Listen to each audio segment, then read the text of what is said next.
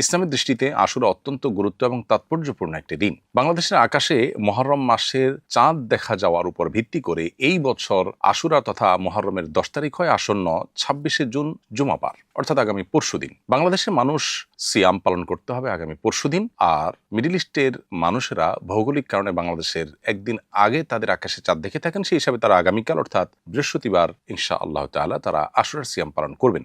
আশুরার সিয়াম সম্পর্কে নবী করিম সাল্লাল্লাহু আলাইহি ওয়াসাল্লাম বলেছেন, সিয়াম ইয়ামি আশুরা আহতাসিবু আল্লাহ আন ইউকাফিরা সানাতাল্লাতী ক্বাবলাহ, অর্থাৎ আশুরার দিনের রোজার ফজিলত সম্পর্কে আল্লাহর প্রতি আমার ধারণা এর মাধ্যমে আল্লাহ তাআলা 1 বছর পূর্বের গুনাহ মাফ করে দিবেন। অতএব আমাদের 1 বছর পূর্বের সগীরা গুনাহগুলো যেন মাফ হয়ে যায়, সেজন্য আমাদের আশুরার দিনে রোজা রাখার চেষ্টা করা উচিত। তবে আশুরার সিয়াম একটি নয়, বরং মুসলমান হিসেবে আমরা 2টি সিয়াম পালন করার চেষ্টা করব, কারণ নবী করিম সাল্লাল্লাহু আলাইহি ওয়াসাল্লাম বলেছেন, খালিফুল ইয়াহুদ, ইহুদিরা শুধুমাত্র আশুরার দিনটি রোজা রাখে, তোমরা তাদের ব্যতিক্রম করো, তাদের চাইতে ভিন্নতর করো, তোমাদের রোজাতে যেন স্বাতন্ত্র্য থাকে তাদের চাইতে। সেজন্য আমরা একটি নয় বরং 2টি রোজা রাখবো। এখানে গুরুত্বপূর্ণ একটি বিষয় লক্ষণীয়, তা হলো ইবাদতের মতো একটি বিষয়ে পর্যন্ত ইহুদিদের সাথে যেন সামঞ্জস্যপূর্ণ না হয়ে যায়, সেজন্য নবী সাল্লাল্লাহু আলাইহি ওয়াসাল্লাম আমাদেরকে ব্যতিক্রম করতে বলেছেন।